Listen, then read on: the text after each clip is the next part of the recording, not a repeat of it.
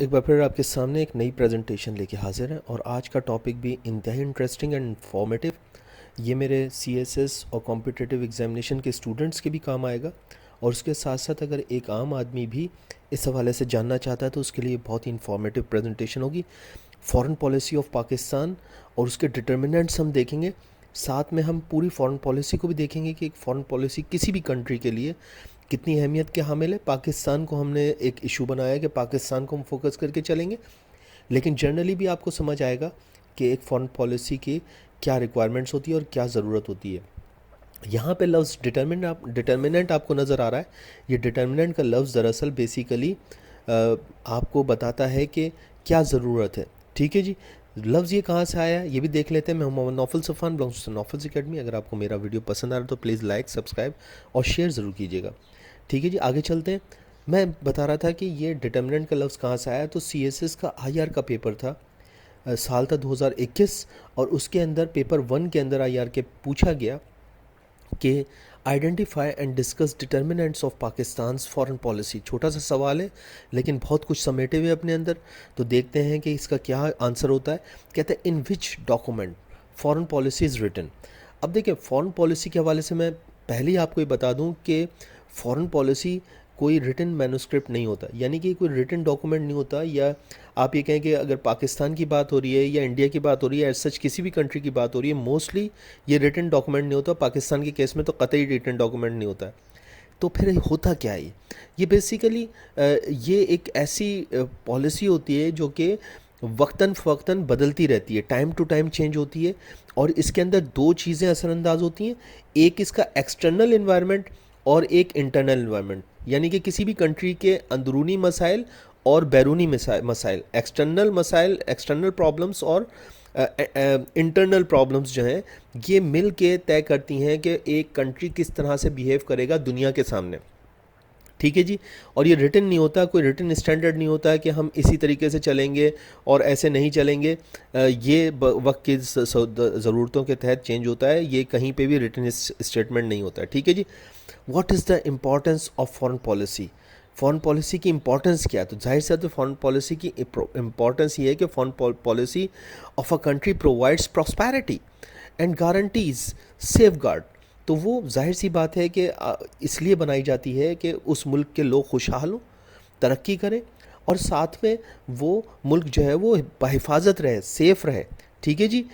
तो foreign policy promotes bilateral multilaterally to the international interest with other countries.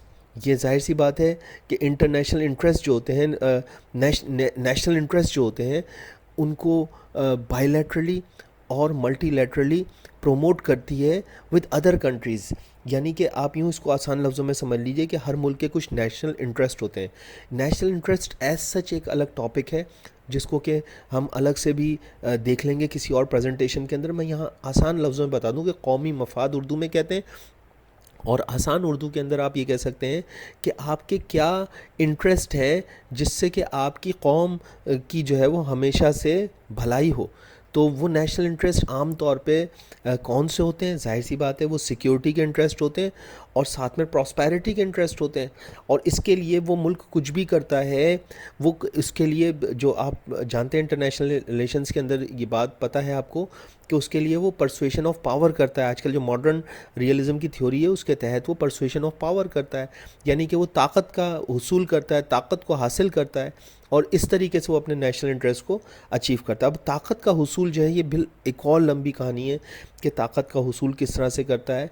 ताकत हासिल की जाती है आजकल के दौर में टेक्नोलॉजी से। 70s में और 80s में जो कॉन्सेप्ट था वो ये था, या इससे पहले का जो कॉन्सेप्ट था जंग अज़ीम दोयम वर्ल्ड वॉर 2 के बाद का जो कॉन्सेप्ट था वो था ये, वो पावर का एक्विटेंस जो था, पावर का हुसूल जो था, वो उस वक़्त जो है वो असलहे के ज़रिए से हो रहा था। लेकिन अब मॉडर्न वर्ल्ड के अंदर साल 2021 में अगर आप किसी इंटरनेशनल रिलेशंस के एक्सपर्ट से पूछेंगे तो ताकत का हुसूल, परसुएशन ऑफ पावर जो है वो बेसिकली आपको हासिल होता है टेक्नोलॉजी के ज़रिए से। आप जितने टेक्नोलॉजिकली एडवांस होंगे उतनी ज़्यादा आप ताकत को हासिल कर सकेंगे एक नेशन के तौर पे, और यही आपका नेशनल इंटरेस्ट अचीव करने में मदद देगा। Foreign policy reflects country's traditional values and overall national policies. जाहिर सी बात है कि फ़ॉरेन पॉलिसी किसी मुल्क की उसकी वैल्यूज़ को रिफ्लेक्ट करती है. लेट सपोज़ कि पाकिस्तान की 90% से ज़्यादा आबादी मुस्लिम आबादी है, तो पाकिस्तान का जो बिहेवियर होगा एक उसकी वैल्यूज़ जो हैं वो इस्लामिक वैल्यूज़ हैं, मुस्लिम वैल्यूज़ हैं, और वो बेसिकली एक उसके नाम के साथ भी जुड़ा हुआ है इस्लामिक रिपब्लिक ऑफ पाकिस्तान. तो उसका जो बिहेवियर होगा वो बिल्कुल अपनी वैल्यूज़ के मुताबिक होगा. ठीक है जी. सो आई होप कि आपकी बात समझ में आ गई. आगे बढ़ते हैं. What is foreign policy? कहता है it is in fact a plan of action of a nation for diplomatic dealing in the light of countries ideology. जाहिर सी बात है कि डिप्लोमेटिक डीलिंग्स हैं, यानी कि आप डिप्लोमेसी करते हैं, आप दूसरे मुल्क के साथ जो है वो राब्ते कायम करते हैं. वो राब्ते जो होते हैं वो आपके नेशनल इंटरेस्ट के मुताबिक होते हैं, और ये एक एक्शन ऑफ प्लान होता है, यानी कि स्टैंडर्ड ऑपरेटिंग प्रोसीजर होता है किसी भी मुल्क का दूसरे मुल्क से बिहेवियर का, उससे बर्ताव का. ठीक है जी. आगे चलते हैं और देखते हैं what are the determinants of Pakistan foreign policy. मैं आपको एक और बात बताऊं कि यहाँ पे जनरली ये सारे के सारे ममालिक जितने भी कंट्रीज़ हैं उनकी यही डिटर्मिनेंट्स होते हैं जो पाकिस्तान की फॉरेन पॉलिसी के हैं. तो आप एज ए स्टूडेंट आप इनको किसी भी अगर आता है कोई यूएसए के हवाले से आ जाता है तो आप वहाँ पे भी इसी स्टैंडर्ड को इस्तेमाल कर सकते हैं. हाँ, उसकी एक्सप्लेनेशन डिफरेंट हो सकती है, लेकिन हेडलाइंस यही होंगी. एक तो आइडियोलॉजी होती है, दूसरी जोग्राफ़ी होती है, हिस्ट्री होती है, डोमेस्टिक पॉलिसीज़ होती हैं, सिक्योरिटी के कंसर्न्स होते हैं, और इकोनॉमिक कंपल्शंस होते हैं, रिक्वायरमेंट्स होती हैं कि आप किस तरह से मईशत को तरक्की देंगे. ठीक है जी. चलते हैं आगे. कहता है who makes foreign policy in Pakistan. तो पाकिस्तान के अंदर उसके फॉरेन मिनिस्टर जो हैं वो फॉरेन पॉलिसी को क्वाइन करते हैं, लेकिन आम तौर पे तो ये सारे कंट्रीज़ के अंदर फॉरेन मिनिस्टर ही होते हैं. उनके नाम अलग अलग हो सकते हैं, लेकिन वो होते फॉरेन अफेयर्स के ही ज़िम्मेदार होते हैं. अब कहीं पे इसका नाम कुछ और हो सकता है, कहीं पे कुछ और नाम हो सकता है. अब देखते हैं कि पाकिस्तान की बात हो रही है तो पाकिस्तान की आइडियोलॉजी और पाकिस्तान की जो फॉरेन पॉलिसीज़ है इस पर उनके फाउंडिंग फादर के ही रेफरेंस से जो है वो कोट होगी. तो आप यहाँ पे कायद अज़म मोहम्मद अली जिन्ना का एक कोटेशन जो है वो कोट कर सकते हैं कि Pakistan foreign policy is one of the friendliness and goodwill towards all the Nations of the world. जाहिर सी बात है हम गुडविल रखते हैं और हम दोस्ती चाहते हैं पूरी दुनिया के ममालिक से. Pakistan do not cherish aggressive design against any countries और नेशन. तो वो पाकिस्तान कोई ऐसा ख़्याल नहीं रखता कि वो किसी के ऊपर जो है वो एग्रेसिव हो जाए, किसी पे वो जारहाना जो है वो ख़यालात रखता हो, ऐसा उसका कोई इरादा नहीं है.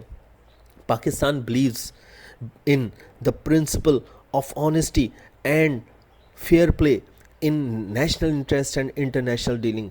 और बराबरी की बुनियाद पे, साफ़ सुथरे तरीक़े से, ऑनेस्टी की बुनियाद पे पाकिस्तान पूरी दुनिया के साथ जो है वो अपनी डीलिंग्स को रखना चाहता है. Pakistan will never found lacking in extending its material and moral support to the oppressed and suppressed peoples of the world and in upholding the principles of the United Nations Charter.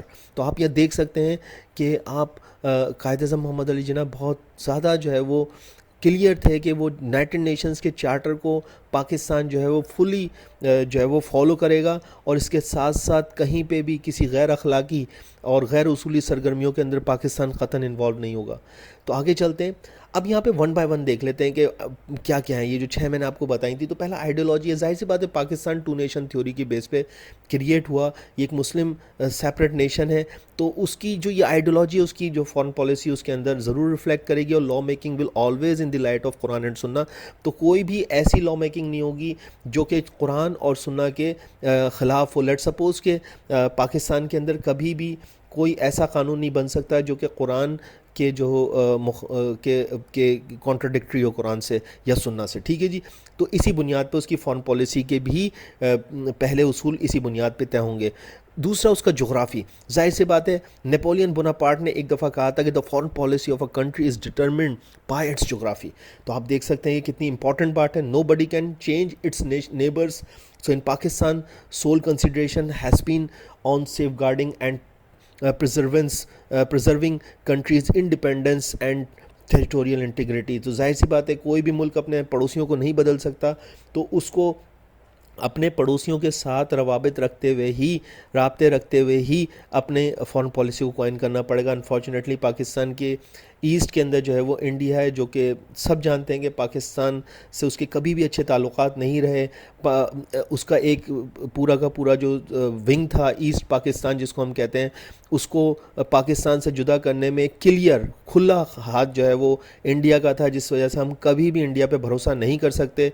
और India वैसे भी इस खत्ते के अंदर south Asia के अंदर एक बड़ा मुल्क है जिसके एग्रेसिव प्लान है, तो हम अनफॉर्चुनेटली इस चीज़ को निगलेक्ट नहीं कर सकते अपने सेफ गार्ड को। दूसरी तरफ जो है वो पाकिस्तान के वेस्टर्न बॉर्डर पे जो है वो अफ़गानिस्तान मौजूद है, और अफ़गानिस्तान के अंदर भी इंडिया की अमल दखल है, और इंडिया की ही साजिशों की वजह से वहाँ से भी पाकिस्तान के ताल्लुकात कभी सही नहीं रहते, क्योंकि बुनियादी तौर पे वहाँ ड्यूरेंट लाइन का मसला है, और वहाँ की गवर्नमेंट जो है वो कभी भी इस ड्यूरेंट लाइन को, इंटरनेशनल बॉर्डर को कभी भी एक्सेप्ट नहीं करती है, जिसकी वजह से हमेशा ये प्रॉब्लम रहता है कि अफ़गानिस्तान के साथ भी आपके हालात बहुत बेहतर नहीं रहते। बहरहाल वो एक मुस्लिम कंट्री है, और अभी इस वक्त 2021 के अंदर तालिबान के आने के बाद बहुत सारे लोग एक्सपेक्ट कर रहे हैं कि अब पाकिस्तान के ताल्लुकात कम से कम अफ़गानिस्तान के साथ बेहतर रहेंगे। आई होप कि हमारे ताल्लुकात जो है ना सिर्फ अफ़गानिस्तान के साथ ही नहीं बल्कि पाकिस्तान के तमाम नेबर्स से बेहतर हों, बशमूल इंडिया के। इसके साथ साथ जो है वो due to the geography Pakistan feel the heavy responsibility of consistent vigilance and attention. तो पाकिस्तान किसी भी तरह से जो है वो नज़रअंदाज नहीं कर सकता, और वो नहीं सो सकता, आंखें नहीं बंद कर सकता अपने बॉर्डर्स के हवाले से। उसकी जोग्राफ़ी ऐसी है, ठीक है जी, तो ये इसकी फॉरेन पॉलिसी पर असरअंदाज होगी। तीसरा उसकी हिस्ट्री है। ज़ाहिर से हिस्ट्री में आपको अभी पहले ही बता चुका हूँ कि पाकिस्तान को दो टुकड़े करने में इंडिया का बहुत बड़ा हाथ है, हम इसको नहीं भूल सकते। और इसके साथ साथ पाकिस्तान को ये भी याद रखना होगा कि उस वक़्त किसने पाकिस्तान का साथ दिया और किसने पाकिस्तान का साथ नहीं दिया।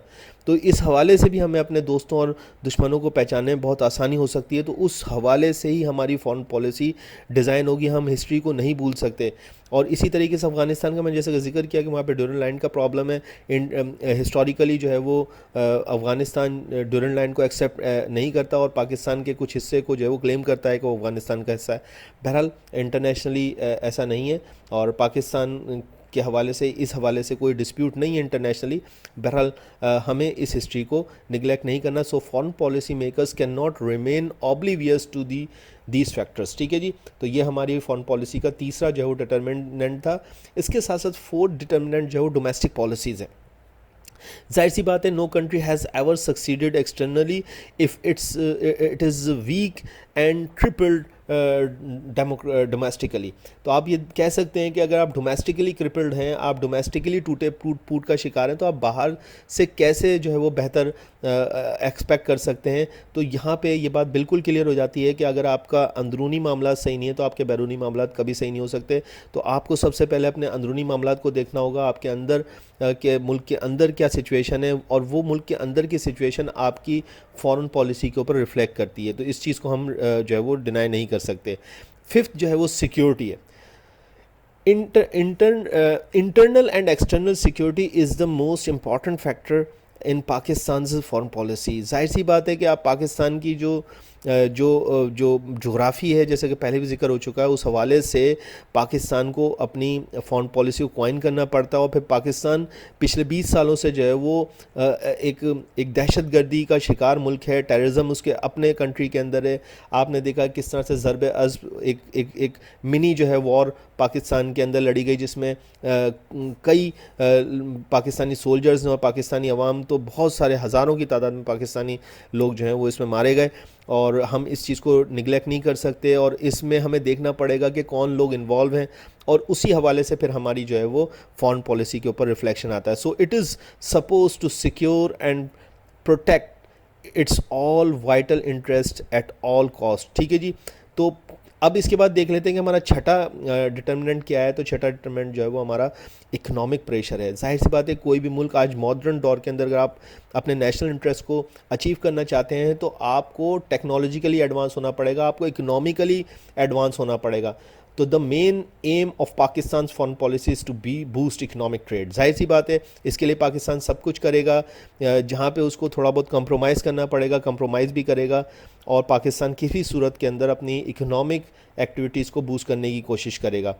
तो ट्रेडिशनली पाकिस्तान, अब यहाँ पे हम इसको कंक्लूड कर रहे हैं कि traditionally Pakistan has been a security driven state. जो आप देखते हैं कि पिछले आप वाक़यात देखें 1947 से जो कुछ हुआ पाकिस्तान के अंदर, 3 वॉर हो गई, कश्मीर का इशू मौजूद है इंडिया के साथ, बहुत सीवियर इशू है। सारी दुनिया जानती है कि कश्मीर के अंदर भारत ने कितनी बड़ी फ़ौज रखी हुई है, और किसी इलाके के अंदर अगर इतनी फ़ौज भारत ने रखी हुई है तो वो क्यों रखी हुई है? जाहिर सी बात है वहाँ पे कुछ ना कुछ गड़बड़ है। कोई पागल नहीं है, सब जानते हैं, लेकिन कोई पाकिस्तान का साथ अब तक इतना स्ट्रांगली नहीं देता कोई कंट्री। नए पाकिस्तान अपना मुकदमा सोली लड़ रहा है पूरी दुनिया के साथ, और कश्मीरी अवाम के साथ खड़ा हुआ है, और कश्मीरी अवाम रोज़ाना आप देखते हैं कि कितने वाक़यात होते हैं। बहरहाल हिस्टोरिकली पाकिस्तान 3 जंगें लड़ चुका है। उसका 71 के अंदर एक पूरा का पूरा विंग जो है वो इंडिया की वजह से जो है वो सेपरेट हो गया। हम इस चीज़ को नहीं भूल सकते, और ये सच है। अगर किसी को बुरा लग रहा है तो वो अपने गिरबान में झांके। बहरहाल ये सारी की सारी चीज़ें हैं। तो इस वजह से क्या हुआ, ये मैं लाइन्स फिर से पढ़ रहा हूँ कि traditionally Pakistan has been a security driven state, and that's the reason why more emphasis has been state building over state nation building। तो यही वजह है कि पाकिस्तान जो कि मैं कहता हूँ यहाँ पे बेचारा पाकिस्तान जो है वो बजाय इसके कि वो नेशन बिल्डिंग करता, वो स्टेट बिल्डिंग के ऊपर रहा। उसको अपनी सिक्योरिटी को देखना पड़ा। उसका बड़ा बजट जो था वो हमेशा से खर्च होता रहा फ़ौज के ऊपर, सिक्योरिटी के ऊपर, असलहे के ऊपर। हालांकि ये पैसा खर्च होना चाहिए था तालीम के ऊपर, सेहत के ऊपर, नेशन बिल्डिंग के ऊपर, वो नहीं हो सका। लेकिन इंशाल्लाह ताला आगे हमारा मुस्तकबिल रोशन है। बहरहाल हम इन लाइंस को जो है वो इसी तरीके से अपने एग्ज़ाम में पेश कर सकते हैं, और मैंने इसको आसान करने के लिए उर्दू में आसान करके एक्सप्लेन किया है। होप कि आपकी समझ में आया हो। अगर आपको मेरा वीडियो पसंद आया प्लीज़ लाइक और सब्सक्राइब करना ना भूलें। Thank you very much.